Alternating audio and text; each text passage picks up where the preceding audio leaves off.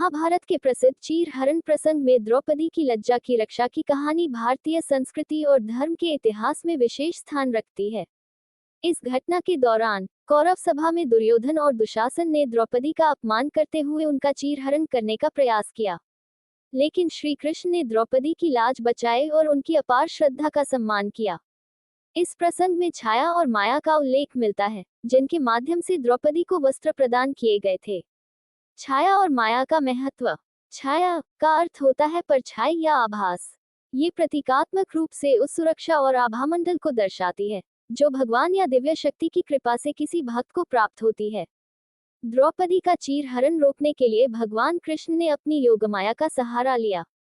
छाया इस संदर्भ में उनकी दिव्य शक्ति का प्रतीक है, जिसने द्रौपदी के लिए अनंत वस्त्र उत्पन्न किए। माया का अर्थ होता है भगवान की अदृश्य शक्ति, जिससे असंभव कार्य भी संभव हो जाता है। जब दुशासन द्रौपदी का चीर खींचने लगा, तब श्री कृष्ण ने अपनी माया से उनकी साड़ी को अनंत कर दिया। दुशासन ने अपना पूरा बल लगा दिया, लेकिन साड़ी का अंत नहीं हुआ। यह माया भगवान कृष्ण की योगिक शक्ति और भक्त की रक्षा करने के उनके वचन का परिचायक है। जब द्रौपदी ने अपनी असहाय स्थिति में श्री कृष्ण को पुकारा, तो उन्होंने उनकी रक्षा करने का प्रण लिया। कृष्ण ने न केवल द्रौपदी की लाज बचाई, बल्कि उन्हें वस्त्र प्रदान करके ये दिखाया कि भक्त की सच्ची पुकार पर भगवान सदा उसकी रक्षा के लिए उपस्थित रहते हैं। इस घटना में छाया और माया को प्रतीकात्मक रूप से उपयोग किया गया है।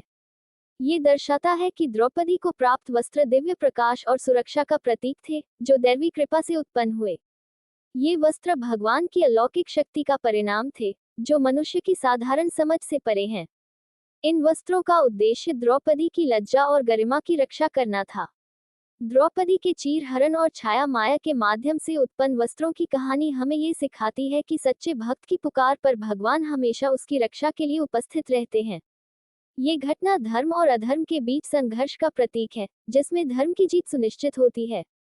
छाया और माया का उल्लेख ये भी दर्शाता है कि ईश्वर की शक्ति असीमित है और वह असंभव को भी संभव कर सकते हैं।